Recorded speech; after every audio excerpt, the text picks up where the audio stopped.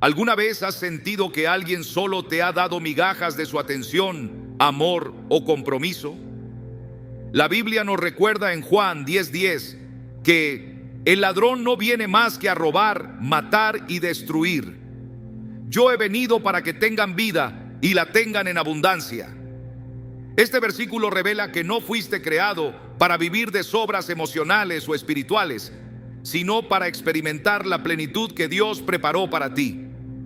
Hoy veremos cómo, cuando las personas te limitan a migajas, el Señor abre nuevos caminos para llenarte de su provisión, restaurar tu valor y colocarte en el lugar que Él ha diseñado.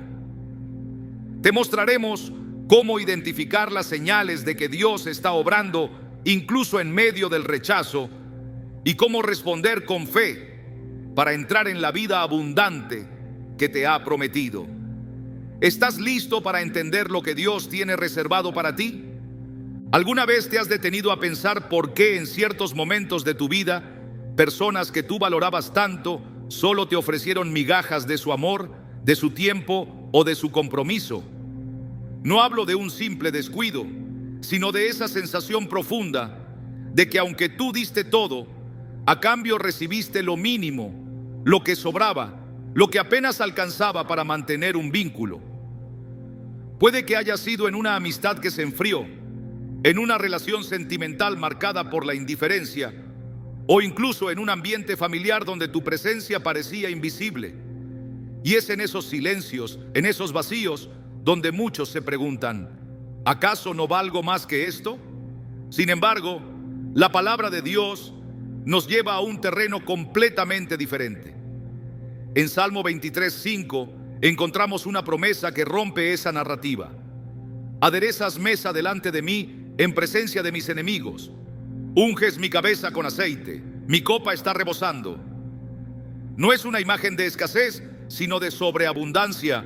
No es un rincón oscuro donde recoges migajas, sino un banquete preparado a la vista de aquellos que quizás pensaron que nunca llegarías a sentarte en un lugar de honor.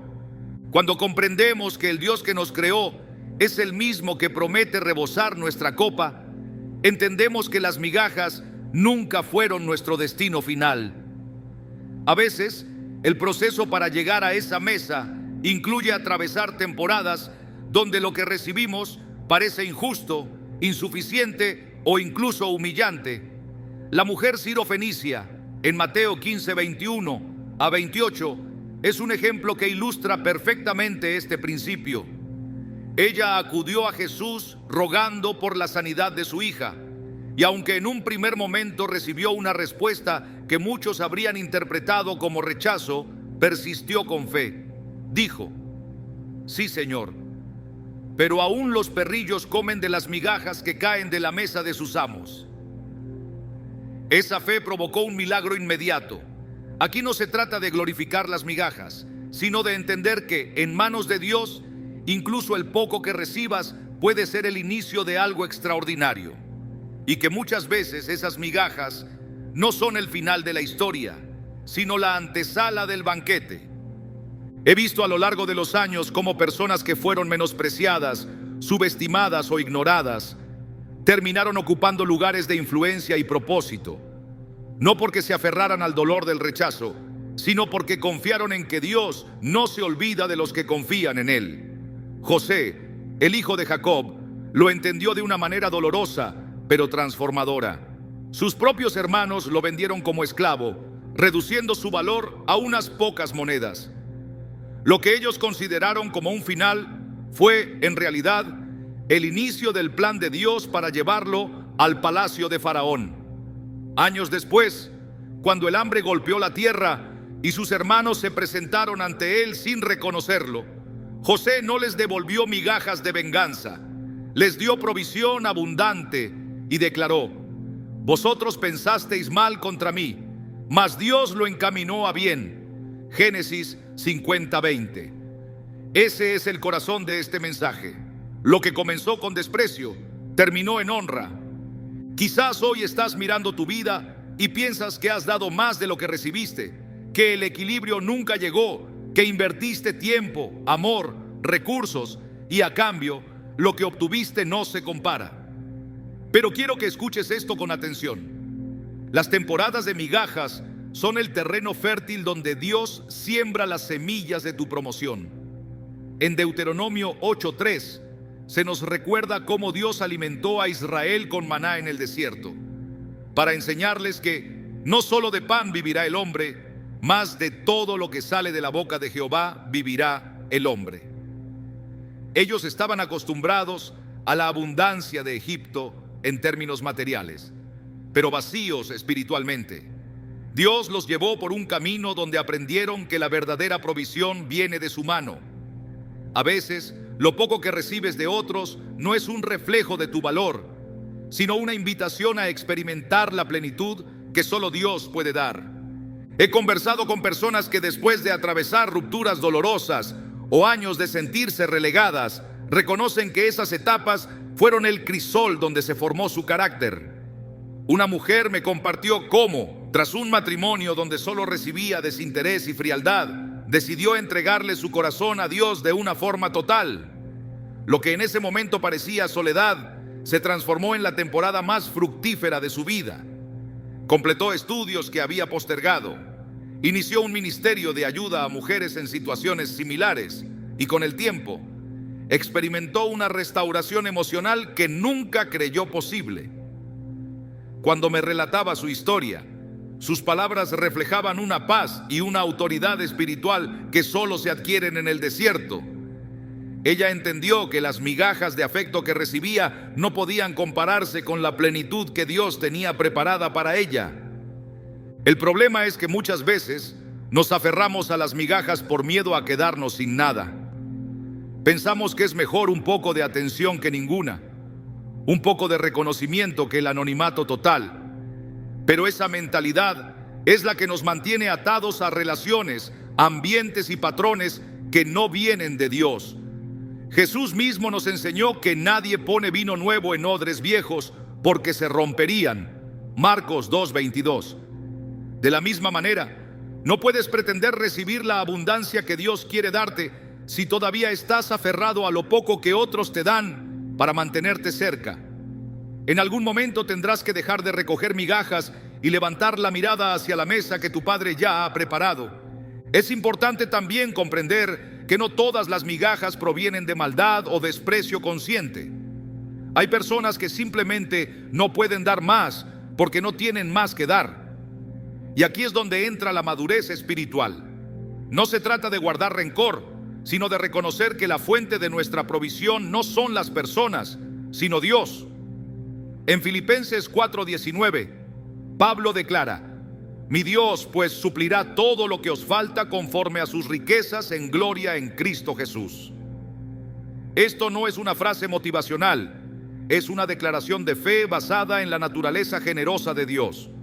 Cuando entiendes esto, dejas de medir tu valor por lo que otros te dan y comienzas a vivir con la expectativa de lo que Dios está a punto de derramar. Recuerdo a un joven que trabajó durante años en una empresa donde, a pesar de su esfuerzo y dedicación, apenas recibía reconocimiento.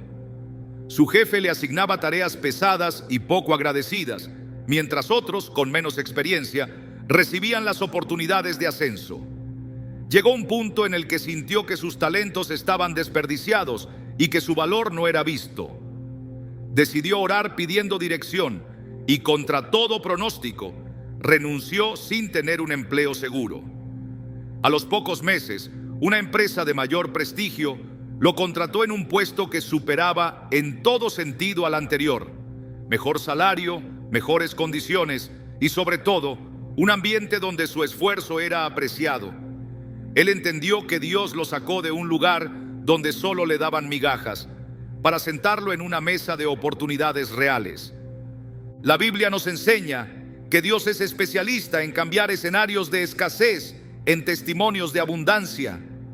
El milagro de la multiplicación de los panes y los peces, Mateo 14, 13, 21, es un recordatorio de que en sus manos lo poco se convierte en mucho. Jesús tomó 5 panes y 2 peces, una cantidad que no alcanzaba para todos, y los multiplicó hasta que sobraron 12 canastas llenas. Aquí hay un principio poderoso. Lo que parece insuficiente en las manos equivocadas se desborda en las manos correctas. Y si tu vida está en las manos de Dios, no importa cuán escasa parezca tu temporada actual, la abundancia está en camino. Quiero que visualices esto.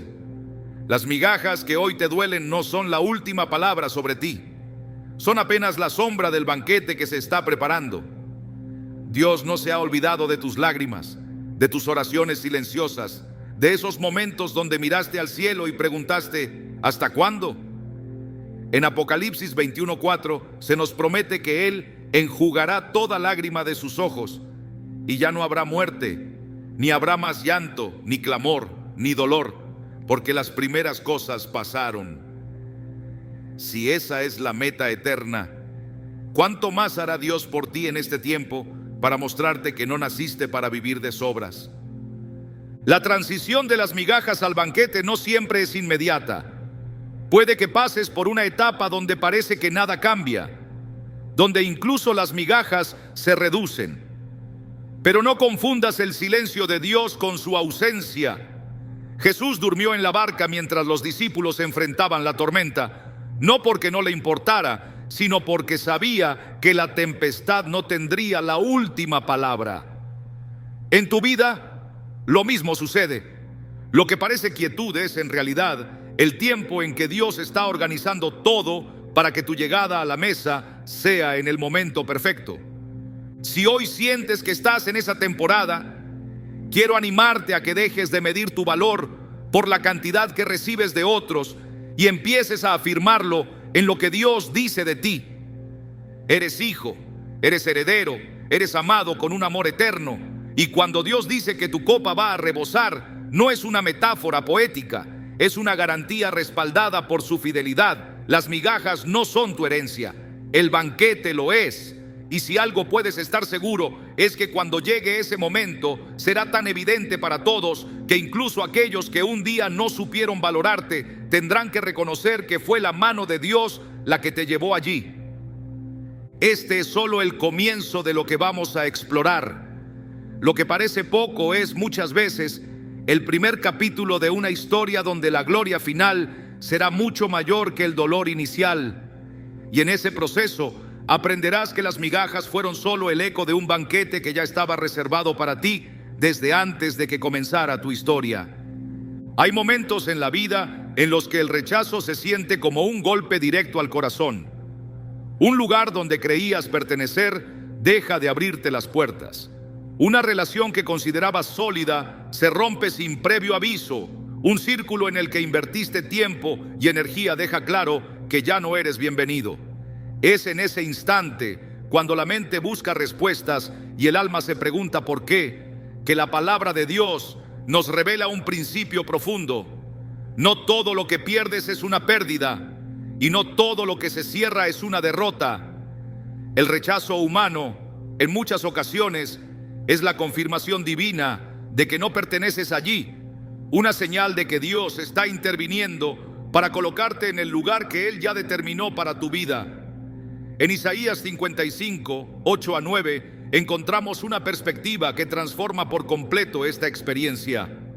Porque mis pensamientos no son vuestros pensamientos, ni vuestros caminos mis caminos, dice Jehová. Como son más altos los cielos que la tierra, así son mis caminos más altos que vuestros caminos, y mis pensamientos más que vuestros pensamientos. Lo que a nosotros nos parece una puerta que se cerró en el peor momento, para Dios es la protección estratégica que nos aparta de un destino equivocado. Las Escrituras están llenas de episodios en los que el rechazo abrió el camino hacia el cumplimiento del propósito divino. Cuando David aún no era rey, Saúl lo veía como una amenaza y buscó eliminarlo. Lo que parecía un destierro injusto fue, en realidad, el proceso por el cual Dios lo formó y lo llevó al trono. Si Saúl lo hubiera aceptado, David habría estado limitado bajo un liderazgo inestable y celoso, incapaz de desarrollar plenamente el llamado que Dios le había dado. El rechazo lo apartó del peligro y lo condujo al lugar que le correspondía. En el Nuevo Testamento vemos cómo Jesús mismo fue rechazado por su propia gente en Nazaret. En Marcos 6:4 se nos dice: No hay profeta sin honra sino en su propia tierra y entre sus parientes y en su casa. Ese rechazo no detuvo su misión, sino que lo impulsó a llevar el mensaje del reino a otros lugares donde sería recibido y donde los milagros podrían manifestarse sin la resistencia de la incredulidad. El rechazo es doloroso porque toca la raíz de nuestra necesidad de pertenencia, pero cuando lo observamos desde la óptica del reino, comprendemos que es una herramienta que Dios usa para realinear nuestro camino. En Génesis, la historia de José es un ejemplo claro. Sus hermanos lo rechazaron hasta el punto de venderlo como esclavo. Ese acto, que en apariencia era el fin de su historia, fue el medio exacto que Dios utilizó para posicionarlo en Egipto, donde llegaría a ser gobernador y salvador de su familia en tiempo de hambre. Lo que fue impulsado por la envidia terminó sirviendo a un plan mayor. En palabras de José: vosotros pensasteis mal contra mí, mas Dios lo encaminó a bien. Génesis 50:20. Así, cada vez que enfrentamos un rechazo, debemos preguntarnos si no será que Dios está impidiendo que permanezcamos en un lugar que no corresponde a nuestra asignación. Incluso en la vida de los apóstoles, el rechazo fue una constante que abrió nuevas rutas. Pablo y Bernabé, al ser expulsados de Antioquía de Pisidia, sacudieron el polvo de sus pies como testimonio y se dirigieron a Iconio, donde el mensaje fue recibido con fe. En Hechos 16, 6-7, leemos que el Espíritu Santo les impidió predicar en Asia y les cerró el paso hacia Bitinia. A simple vista, podría parecer que las puertas se cerraban sin razón, pero en realidad Dios estaba guiando cada paso hacia el lugar correcto, en el momento correcto. No se trataba de un castigo, sino de una dirección precisa. El rechazo, entonces, no es un juicio definitivo sobre nuestro valor, sino una señal que apunta hacia un cambio de escenario. En muchos casos, permanecer en un lugar donde ya no hay espacio para tu llamado puede convertirse en un obstáculo que frena el crecimiento espiritual y la manifestación de lo que Dios ha depositado en ti. Jesús enseñó en Juan 15 que Él es la vid verdadera y que los pámpanos que no dan fruto son quitados, mientras que los que dan fruto son limpiados para que lleven más fruto. Esa limpieza, ese cortar lo que no conviene, puede incluir relaciones, oportunidades y entornos donde ya no puedes desarrollarte. Cuando Dios permite que seas apartado de esos lugares, es porque tiene un terreno más fértil preparado para tu semilla. Uno de los peligros más grandes al enfrentar el rechazo es interpretarlo como una derrota final. El enemigo buscará sembrar la idea de que has sido abandonado o que no eres lo suficientemente bueno. Pero la verdad espiritual es que Dios nunca te aparta de algo sin tener preparado algo mayor. El Salmo 37:23 afirma: por Jehová son ordenados los pasos del hombre, y Él aprueba su camino. Esto significa que incluso los pasos que parecen retrocesos están bajo la supervisión del Creador, y que cada desviación del camino que imaginaste está encaminada hacia un cumplimiento más alto del propósito que Él diseñó. El rechazo puede ser, además, una protección contra lo que aún no puedes ver. Hay situaciones que en apariencia parecen inofensivas o incluso atractivas, pero que contienen peligros ocultos que solo Dios conoce. Al cerrarte una puerta, Él evita que entres en alianzas, acuerdos o ambientes que podrían desviarte de su voluntad. La historia del pueblo de Israel en el desierto nos enseña que Dios no los llevó por el camino más corto hacia la tierra prometida, porque sabía que al enfrentarse a la guerra de inmediato podrían retroceder a Egipto. Éxodo 13:17-18. De la misma manera, el rechazo puede ser el medio por el cual Dios evita que enfrentes batallas para las que todavía no estás preparado. El rechazo también prueba y purifica nuestras motivaciones. Nos confronta con la pregunta: ¿estoy buscando agradar a las personas o a Dios? Gálatas 1:10 es claro: pues, ¿busco ahora el favor de los hombres o el de Dios? ¿O trato de agradar a los hombres? Pues si todavía agradara a los hombres, no sería siervo de Cristo. Cuando un lugar, una relación o una posición nos cierra las puertas, es una oportunidad para reafirmar que nuestra identidad y propósito no dependen de la aprobación humana. El apóstol Pedro, después de negar a Jesús y experimentar el dolor de la distancia, fue restaurado por el mismo Señor junto al mar de Galilea.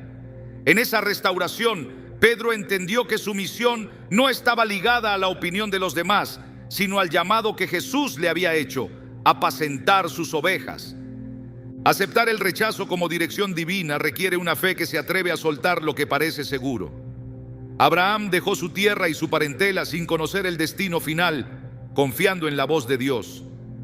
Si hubiera esperado la aprobación de su entorno, nunca habría salido de Ur de los Caldeos. Así, cada vez que una puerta se cierre, la pregunta no debe ser ¿por qué me rechazaron?, sino ¿a dónde quiere llevarme Dios ahora?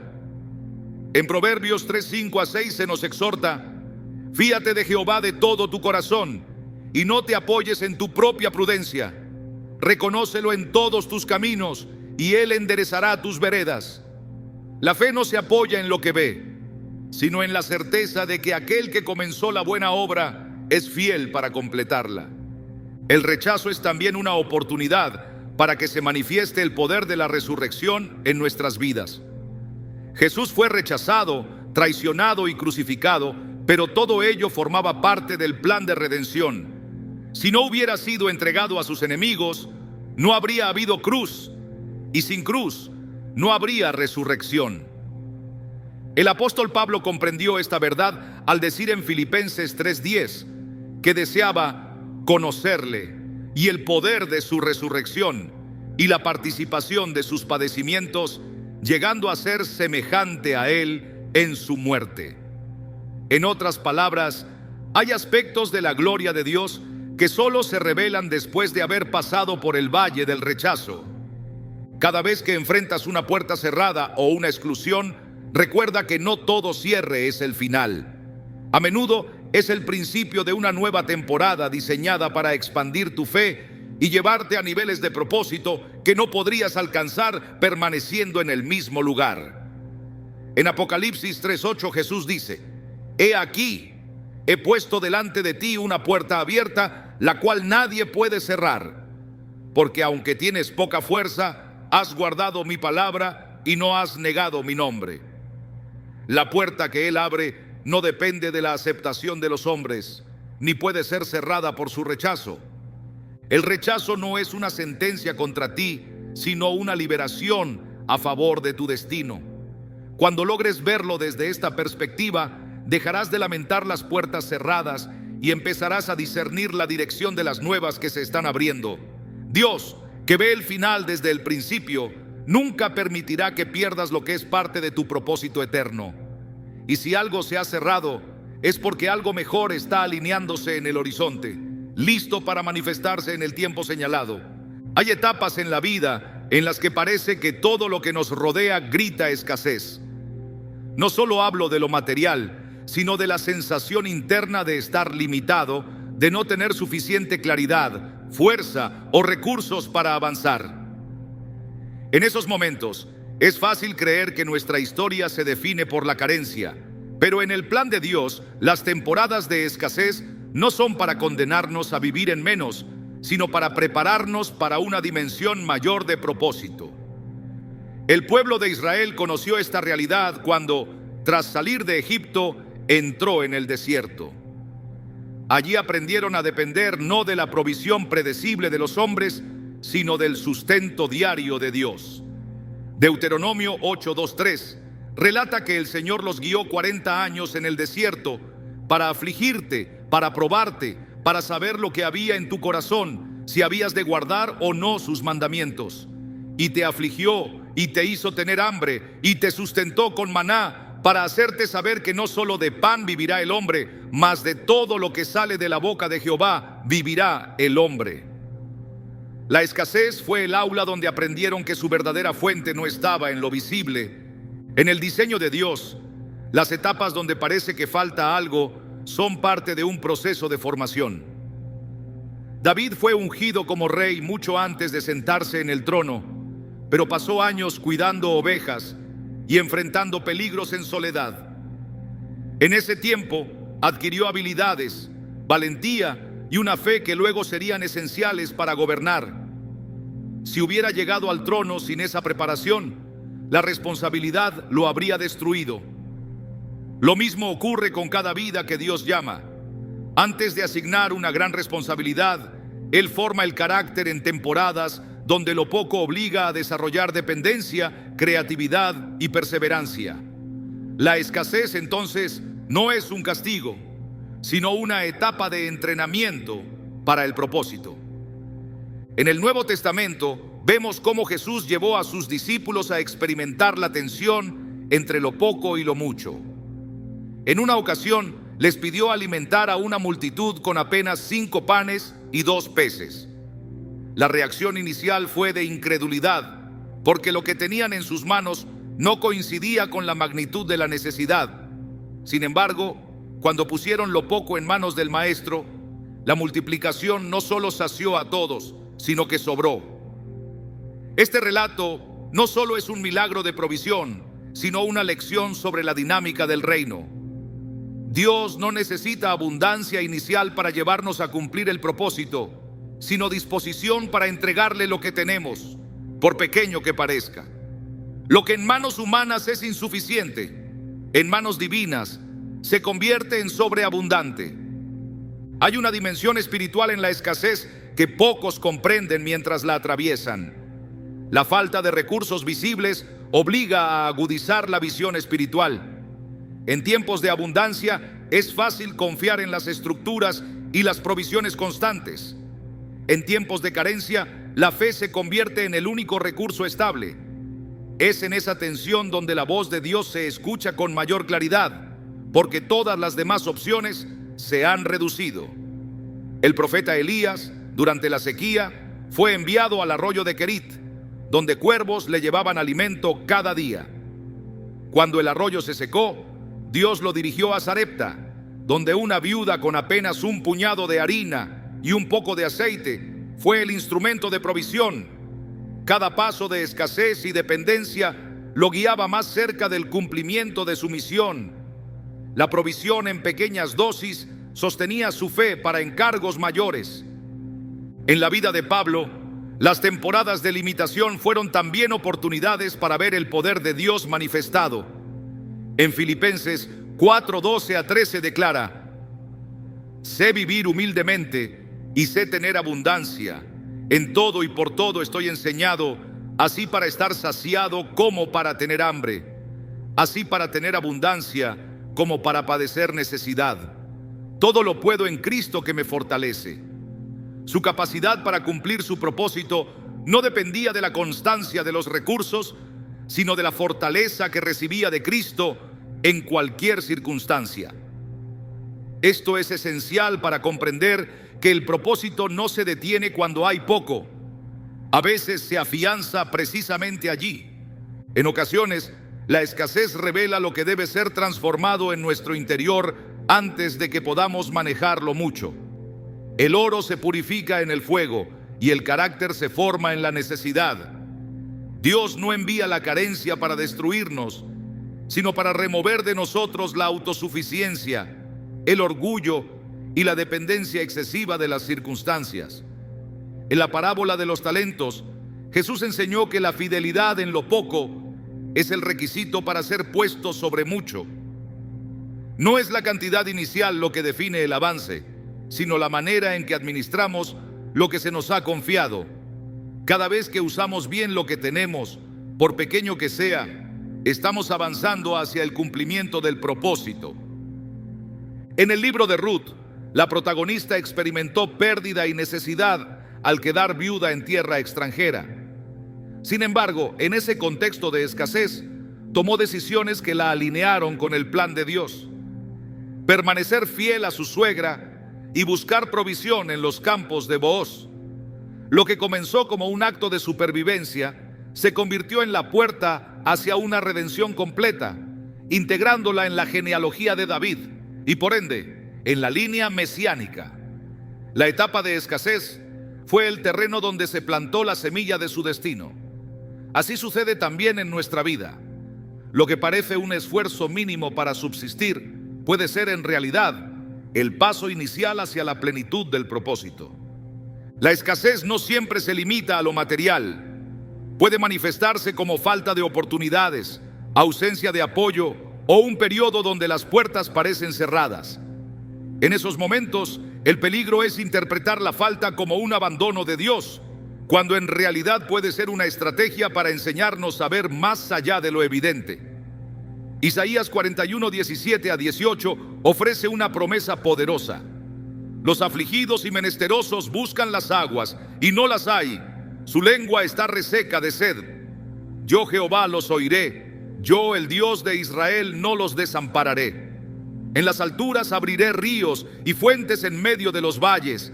Abriré en el desierto estanques de aguas y manantiales de aguas en la tierra seca. Este pasaje muestra que incluso en el punto más bajo, Dios puede hacer brotar recursos que no estaban visibles antes. Quien entiende el propósito detrás de la escasez deja de verla como un obstáculo y la percibe como una etapa de entrenamiento. En 1 Reyes 17, la viuda de Sarepta tuvo que creer la palabra del profeta Elías y preparar primero para él un pan antes de asegurarse de su propia provisión. En ese acto de obediencia en medio de la falta, la promesa de que la harina de la tinaja no escaseará, ni el aceite de la vasija disminuirá, se cumplió hasta que terminó la sequía. Obedecer en la escasez es una declaración de confianza en que Dios es capaz de sostenernos y multiplicar lo que tenemos. Así, lo poco se convierte en un testimonio de su fidelidad. El proceso de pasar de la escasez al propósito también implica un cambio de mentalidad. Mientras se viva enfocado únicamente en la falta, será difícil reconocer las oportunidades ocultas que Dios está poniendo delante.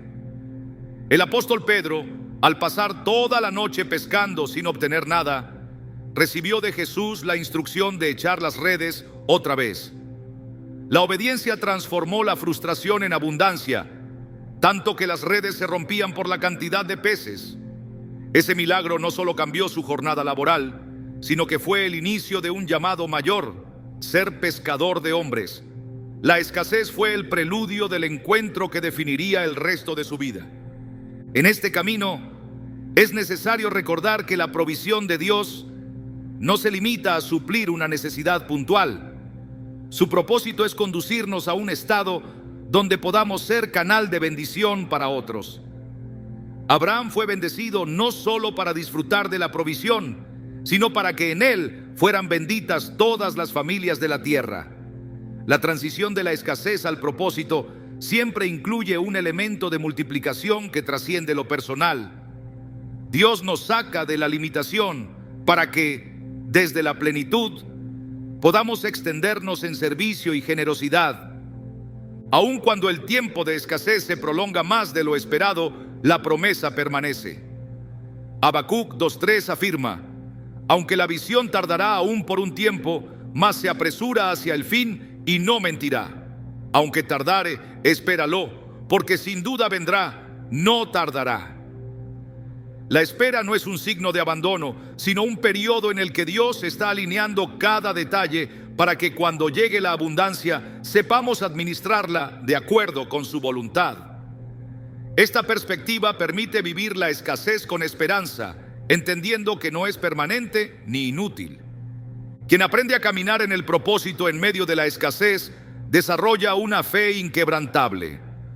No se trata de negar la realidad de la falta, sino de interpretarla a la luz de la fidelidad de Dios. Así como Israel cruzó el Jordán hacia la tierra prometida después de años en el desierto, así cada etapa de limitación es solo un tramo del viaje hacia la plenitud. El mismo Dios que envió maná y codornices, que hizo brotar agua de la roca, es quien sigue obrando hoy en medio de las circunstancias adversas para llevarnos al cumplimiento de lo que ha determinado. Cuando finalmente se cruza de la escasez al propósito, se entiende que lo que parecía una demora fue en realidad una preparación. las habilidades desarrolladas, la fortaleza interior, la dependencia de Dios y la claridad de visión adquirida en ese tiempo se convierten en herramientas esenciales para sostener la nueva etapa. El propósito no llega para quien solo desea abundancia, sino para quien ha sido entrenado a perseverar en la fe cuando lo poco parecía insuficiente. Así, la escasez se transforma en el fundamento sólido sobre el que se edifica la plenitud del llamado divino. Hay momentos en los que una puerta que creías segura se cierra sin previo aviso. La oportunidad que parecía hecha a tu medida se desvanece. La relación que creías estable se interrumpe. El camino que habías trazado con cuidado se interrumpe abruptamente. Desde la perspectiva humana, esto se siente como un retroceso, un fracaso, una pérdida que deja vacío. Pero en el orden de Dios, esas puertas cerradas no son caprichos del destino, son intervenciones precisas de su amor para impedir que permanezcas en un lugar que podría alejarte de lo que Él ha determinado para ti. La Escritura revela que Dios no actúa de forma improvisada. En Proverbios 16:9 está escrito: el corazón del hombre piensa su camino, mas Jehová endereza sus pasos. Un paso que no entiendes hoy puede ser el que te libre de años de estancamiento o del dolor que no alcanzas a prever. La protección divina no siempre se manifiesta como algo que aplaudimos. A menudo se presenta en forma de un no que hiere el orgullo o confunde la lógica. Pablo y sus compañeros de misión lo vivieron en carne propia cuando, según Hechos 16, 6-7, el Espíritu Santo les impidió predicar en Asia y también les cerró el paso hacia Bitinia. Para ellos, la obra que tenían en mente era buena, incluso noble, pero Dios les cerró ambas rutas porque había un destino específico esperando: Macedonia. No fue un desvío arbitrario, sino una reorientación estratégica. De la misma forma, una puerta cerrada que enfrentas hoy puede estar evitando que inviertas energía en un terreno que nunca dará el fruto que esperas. Cuando una puerta se cierra, es natural preguntarse qué salió mal. Sin embargo, la fe madura no se queda en esa pregunta, sino que se atreve a ver más allá de la superficie. Isaías 45:2 contiene una promesa contundente: yo iré delante de ti y enderezaré los lugares torcidos, quebrantaré puertas de bronce y cerrojos de hierro haré pedazos.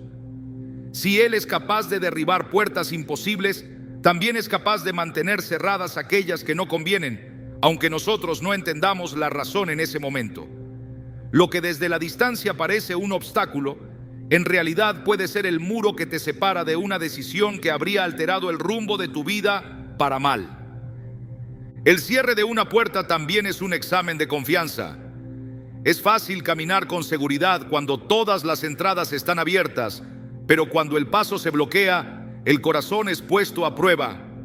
Salmo 37, 23-24 afirma: por Jehová son ordenados los pasos del hombre, y Él aprueba su camino. Cuando el hombre cayere, no quedará postrado, porque Jehová sostiene su mano. La mano que sostiene es la misma que dirige, y no permitirá que la caída sea definitiva. En este contexto, una puerta cerrada no es un derrumbe, sino un giro calculado para conducirte por el sendero que dará fruto eterno. Dios, en su sabiduría, conoce no solo el lugar al que quieres llegar, sino también lo que encontrarás en el trayecto.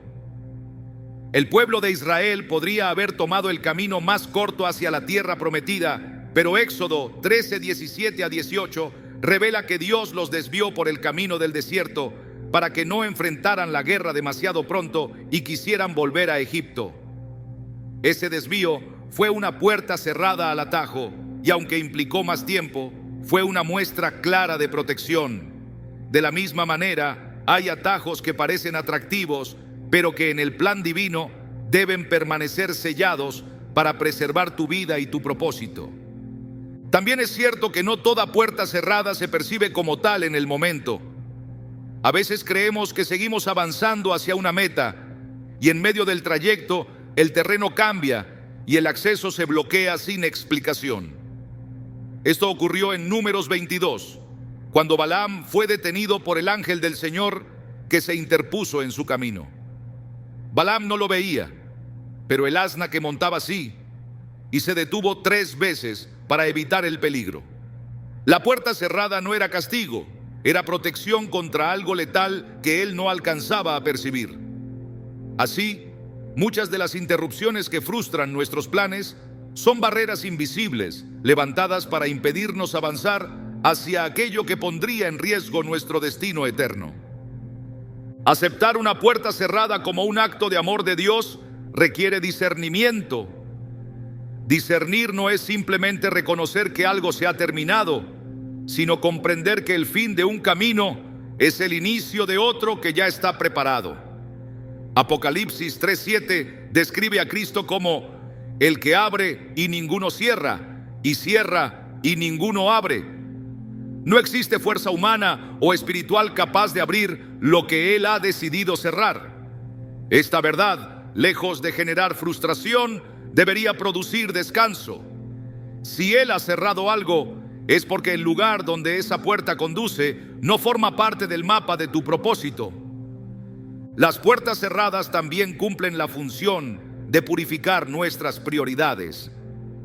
Muchas veces, Dios las utiliza para cortar la dependencia de algo o de alguien que se ha convertido en un sustituto de su guía. Israel pidió un rey como las demás naciones, y Dios se lo concedió, pero cuando Saúl se apartó de la obediencia, la puerta de su reinado se cerró definitivamente. Ese cierre abrió la ruta para que David, un hombre conforme al corazón de Dios, tomara el lugar que había sido preparado para él. Lo que parece una pérdida de estabilidad es, en ocasiones, la remoción necesaria para que lo genuino ocupe el lugar que lo falso estaba reteniendo. Cuando una puerta se cierra y el silencio parece prolongarse, la tentación es intentar abrirla por nuestra cuenta. Sin embargo, en 1 Samuel 13, Saúl ofrece el sacrificio que solo Samuel debía presentar porque no quiso esperar, y esa impaciencia le costó el reino. Forzar una puerta que Dios ha cerrado puede llevar a consecuencias irreversibles. Esperar en su tiempo es una muestra de fe que reconoce que la apertura oportuna no depende de nuestra habilidad, sino de su voluntad perfecta. En el proceso, es común que el corazón experimente una mezcla de alivio y desconcierto. Alivio porque algo en lo profundo reconoce que la puerta cerrada trae paz, y desconcierto porque la mente todavía busca entender lo que Dios no ha revelado. Filipenses 4:7 habla de la paz de Dios que sobrepasa todo entendimiento y que guarda corazones y pensamientos en Cristo Jesús. Esa paz es una confirmación de que, aunque la explicación no haya llegado, la decisión divina ha sido para bien. Cada puerta cerrada tiene un propósito mayor que el simple acto de impedir el paso. Puede ser una invitación a redirigir tus fuerzas hacia un terreno fértil que antes no habías considerado. Puede ser la señal de que la temporada en la que estabas ya ha cumplido su función y es tiempo de avanzar. Puede ser el acto final de un capítulo para que el siguiente se abra sin interferencias. En cualquier caso, la cerradura está bajo el control de aquel que ve el final desde el principio. Por eso, el cierre de una puerta no debería verse como una señal de que algo ha terminado sin más, sino como un llamado a buscar con mayor intensidad el nuevo camino que se abre. Jeremías 29:11 sigue recordando: porque yo sé los pensamientos que tengo acerca de vosotros, dice Jehová, pensamientos de paz y no de mal, para daros el fin que esperáis. Si su pensamiento hacia ti es de paz y no de mal, cada puerta cerrada es coherente con ese plan. En este sentido, la verdadera pregunta no es por qué se cerró la puerta, sino hacia dónde quiere llevarte Dios ahora. El mismo Señor que dijo a Abraham que dejara su tierra y su parentela sin darle un destino exacto, es el que sigue guiando hoy a quienes confían en su dirección. Cada paso que se da en obediencia a su voz abre acceso a oportunidades que jamás podrían haberse alcanzado permaneciendo en la comodidad de lo conocido. Así, Lo que hoy parece un límite es, en realidad, el contorno de un mapa más grande que aún no has visto completo. Cuando la puerta correcta se abra, todo encajará con una precisión que demostrará que incluso los no que dolieron estaban escritos en el guión perfecto del Creador. El rechazo que sentiste no será un peso que arrastres, sino una marca que te recuerde que fuiste preservado para un propósito mayor que lo que habrías encontrado al otro lado de esa puerta que Él, en su amor, decidió mantener cerrada. Hay heridas que no se ven, pero que transforman la manera en que una persona camina por la vida. Son marcas que el desprecio, la traición o la indiferencia dejan en el corazón, y que en lugar de desaparecer con el tiempo, parecen convertirse en un recordatorio constante de lo que se perdió. Sin embargo, en el reino de Dios, el dolor nunca es un desperdicio. Lo que para el mundo es una cicatriz que limita, para Dios es un sello que autoriza. La autoridad espiritual no se recibe únicamente por conocimiento o por posición, sino por haber atravesado batallas que dejaron huellas y aún así permanecer fiel. La Escritura muestra que Jesús, después de resucitar, no ocultó las marcas de los clavos, sino que las presentó como prueba de su identidad y de la victoria alcanzada. En Juan 20:27 dijo a Tomás: «Pon aquí tu dedo y mira mis manos, y acerca tu mano y métela en mi costado, y no seas incrédulo, sino creyente». Las marcas no eran señal de derrota, sino evidencia del cumplimiento del propósito.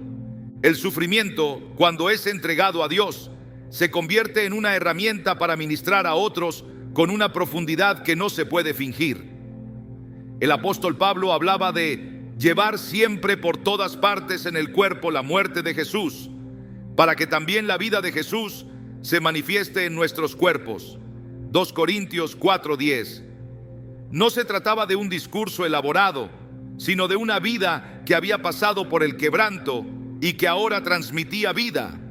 Esta es la razón por la cual aquellos que han sido quebrantados por el desprecio o por temporadas de aparente abandono pueden llegar a ser instrumentos poderosos de restauración para otros.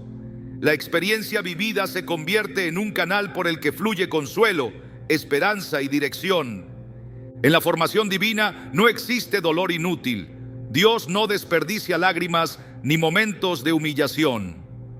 En el 1 Pedro 5:10 se nos recuerda que el Dios de toda gracia, que nos llamó a su gloria eterna en Jesucristo, después que hayáis padecido un poco de tiempo, Él mismo os perfeccione, afirme, fortalezca y establezca.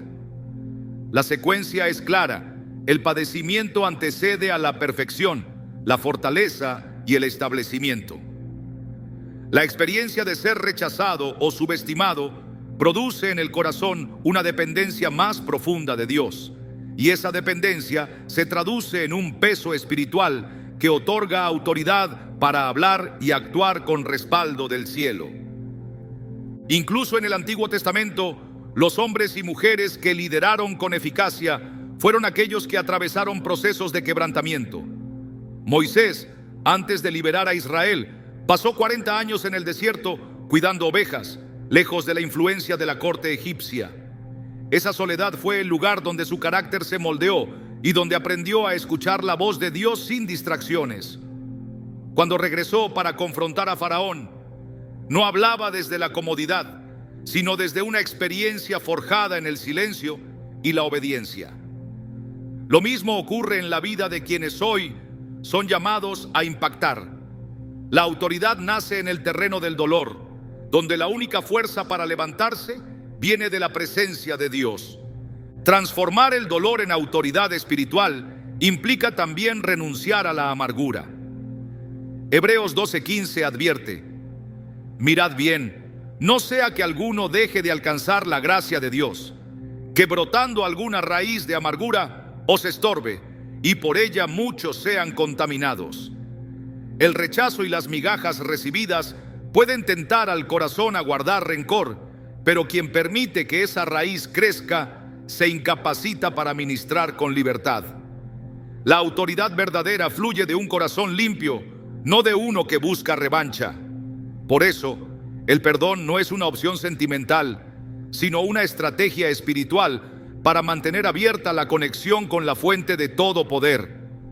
Cuando una herida se entrega a Dios, no solo sana, sino que se convierte en un testimonio vivo del poder restaurador del Evangelio.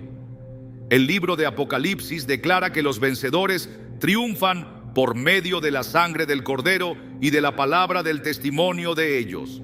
Apocalipsis 12:11.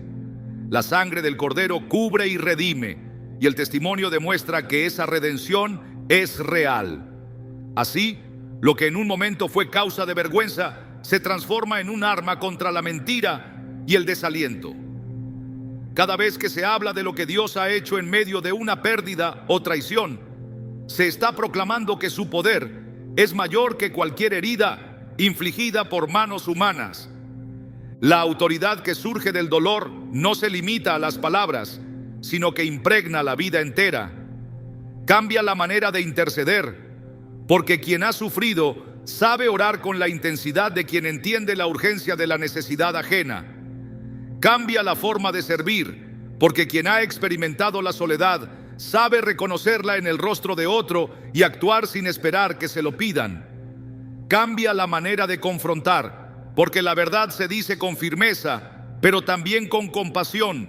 Esa combinación es la que hace que un mensaje tenga peso y que las acciones tengan impacto. En última instancia, el dolor que se ha vivido y entregado a Dios se convierte en una señal visible del reino. Es una manifestación de que en Cristo nada se pierde, todo se redime. El Salmo 126, 5-6 lo expresa así: los que sembraron con lágrimas, con regocijo segarán. Irá andando y llorando el que lleva la preciosa semilla, mas volverá a venir con regocijo, trayendo sus gavillas. La siembra de lágrimas no produce escasez, sino cosecha multiplicada. Cada lágrima que parecía caer en el vacío se convierte en parte de un fruto que alimenta a otros. Por eso, cuando las migajas de afecto, apoyo o reconocimiento han sido lo único que recibiste, y eso te dejó marcado, no lo veas como un capítulo que disminuye tu valor. Si lo pones en las manos de Dios, se transformará en un depósito de autoridad espiritual que no se puede comprar ni imitar. Esa autoridad será la llave para abrir corazones, para derribar mentiras, para liberar a otros de las mismas cadenas que un día te ataron.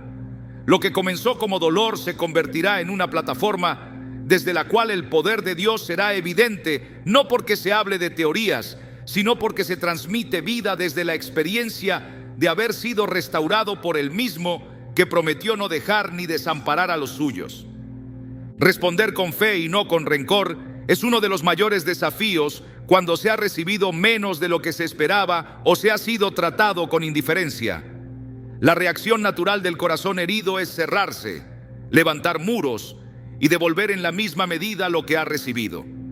Sin embargo, el llamado de Dios es distinto: resistir la tentación de la venganza y mantener los ojos puestos en Él, confiando en que su justicia es perfecta.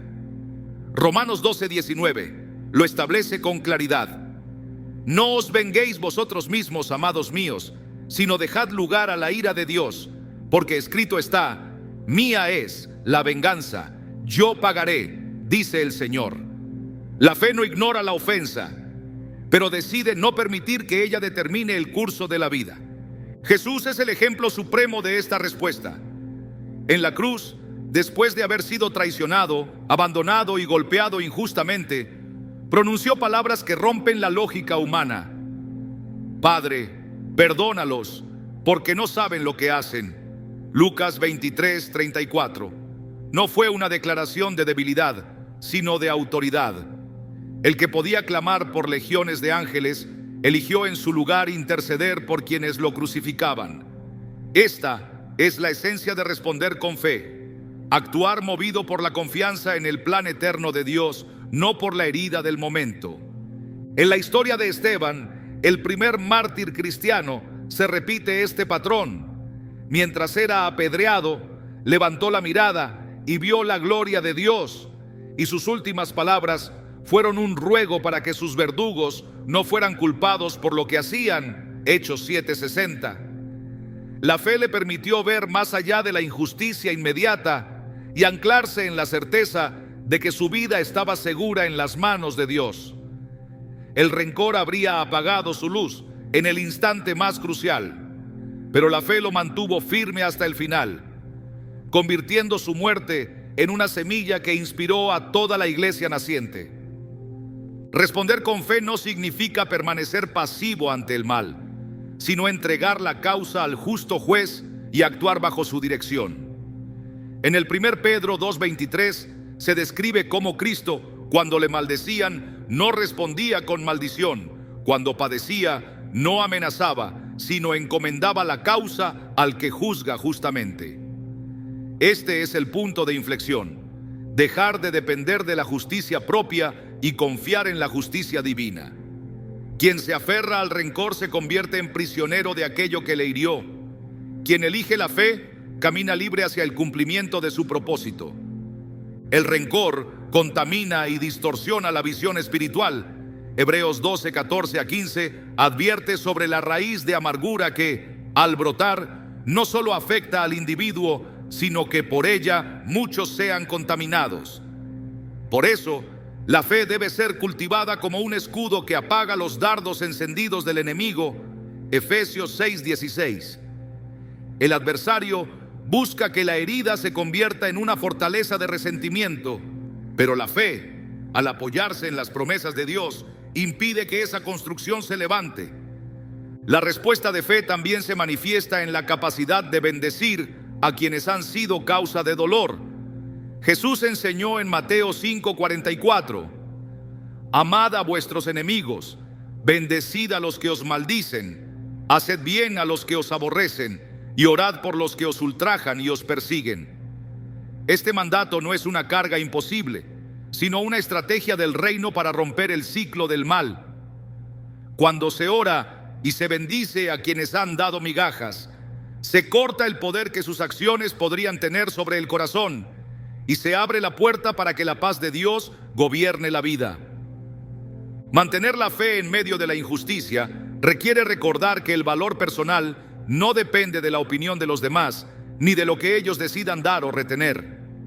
En Isaías 49:16, Dios afirma: he aquí que en las palmas de las manos te tengo esculpida, delante de mí están siempre tus muros. Esta imagen poderosa muestra que la identidad y el destino están seguros en Él, sin que ninguna acción humana pueda borrarlos. Saber esto permite responder desde la certeza de que se está sostenido por una mano inquebrantable. En la práctica, responder con fe implica avanzar sin permitir que el pasado determine las decisiones del presente. El apóstol Pablo lo expresó en Filipenses 3:13-14: olvidando ciertamente lo que queda atrás y extendiéndome a lo que está delante, prosigo a la meta, al premio del supremo llamamiento de Dios en Cristo Jesús. Olvidar no significa negar lo ocurrido, sino soltar el peso para correr sin cadenas. El rencor es una carga que agota, mientras que la fe renueva las fuerzas como las del águila para seguir adelante. Cuando el corazón se mantiene libre de rencor, el terreno está preparado para recibir lo nuevo que Dios quiere entregar. Marcos 11:25-26 enseña que al orar, si se tiene algo contra alguien, es necesario perdonar para que el Padre también perdone. El perdón y la fe están íntimamente ligados. Uno abre el camino para que el otro fluya. Si se retiene el rencor, la oración pierde poder. Si se elige la fe, el cielo responde. Responder con fe, entonces, es un acto de confianza y obediencia que reconoce que Dios es soberano y que ninguna injusticia queda fuera de su mirada. Es entender que las migajas recibidas no son el final de la historia, sino un capítulo que puede ser transformado en testimonio. Es elegir caminar con un corazón limpio, preparado para ver cómo el Señor vindica y cumple cada promesa. Al final, la verdadera victoria no es que la persona que dio poco cambie, sino que el corazón permanezca firme en Dios, sin dejarse arrastrar por el veneno del rencor. Como declara el Salmo 37, versículos 5 a 6, encomienda a Jehová tu camino y confía en Él, y Él hará. Exhibirá tu justicia como la luz y tu derecho como el mediodía. La fe mantiene la mirada en esa luz, aun cuando la oscuridad parece densa, y espera con certeza el momento en que la justicia de Dios brillará sin sombra alguna. En la vida, las migajas que otros dejaron en tus manos no son la medida de lo que Dios tiene preparado para ti. Lo que para ellos fue desprecio o indiferencia, para el cielo puede ser el punto exacto de partida hacia una plenitud que no depende de ningún corazón humano. El hecho de que alguien limitara lo que te daba no significa que tu historia se reduzca a esa limitación. La provisión, el amor, el valor y la honra que te corresponden vienen de la fuente inagotable, y esa fuente no se agota por la mezquindad de nadie. Cuando Dios decide levantar a una persona, no necesita la aprobación de quienes antes la ignoraron. Él abre caminos en lugares donde antes solo había desierto y hace brotar vida en espacios que parecían estériles. No se trata de superar a quien te menospreció, sino de caminar tan alineado con su propósito que la comparación pierda sentido. Isaías 60:1 declara: levántate, resplandece, porque ha venido tu luz y la gloria de Jehová ha nacido sobre ti. Esa luz no es un reflejo prestado, sino una manifestación directa de la presencia de Dios sobre tu vida. El Señor no permitirá que lo que fue sembrado en ti se pierda por falta de cuidado humano. Él mismo es tu guardador y tu sustentador, y en su tiempo multiplicará lo que parecía pequeño hasta que se convierta en una cosecha abundante. No mires hacia atrás con nostalgia por lo que no te dieron. Mira hacia adelante con expectativa por lo que Él está a punto de poner en tus manos. Cada paso que des desde ahora será afirmado por su palabra, y cada puerta que se abra tendrá la marca de su voluntad. Las migajas pueden haberte recordado lo poco que otros creyeron que valías, pero el banquete que Dios ha preparado para ti será la respuesta silenciosa que ninguna explicación humana podrá igualar. No es venganza, es vindicación. No es revancha, es cumplimiento. La historia no termina en lo que recibiste de manos limitadas, sino en lo que recibirás de un Dios ilimitado. Y cuando llegue ese momento, comprenderás que todo el tiempo de espera y toda aparente escasez fueron el terreno donde germinó la gloria que ahora resplandece en ti.